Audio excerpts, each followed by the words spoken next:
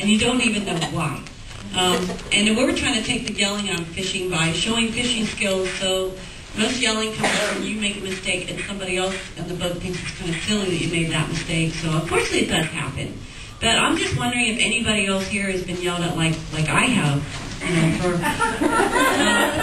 had a little fun. Can somebody come up and write some of these reasons? Now I can't tell you that we can prevent all this, but we sure can try. Can I just holler one out? They say like squirrel fish. Squirrel fish. Squirrel fish. Don't set the hook good enough. That's right. Yeah, that's a big one. Okay, say that again. Squirrel fish, what you do out there in Mayaca, you know, when you're on a little canal. Fishing in the trees, catch the trees. Yeah, fishing in trees. So, I think so. You get your line hung up in the yeah. So, and that's why, we have casting. The trick is to learn how to stop your line from going too far or maybe adjust for the wind. You can always blame it on the wind, though. That helps. That's right. Yeah, that was what I was going to say. Yeah, and the tree that moved. Yeah. And you know what, though? If you practice, there's ways to get that lure out of the tree. My husband's really good at it. Not that he's ever got hung up on the trees. I'm good at everything. And it's never fallen. But there are some good techniques. How about anybody else been yelled at?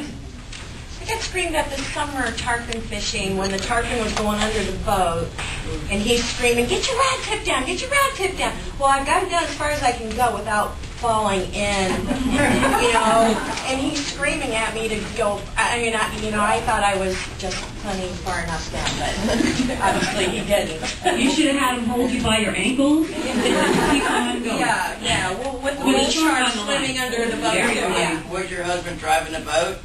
He was standing next to me. Well, he should have been driving on the boat, and he should have been backing the boat up and not yelling at you. That's all that. Yeah. How much freeboard does your boat have? Team effort. How big is your boat? How big is it? How much under the water does your boat go? Well, the draft is about 14, 15 inches.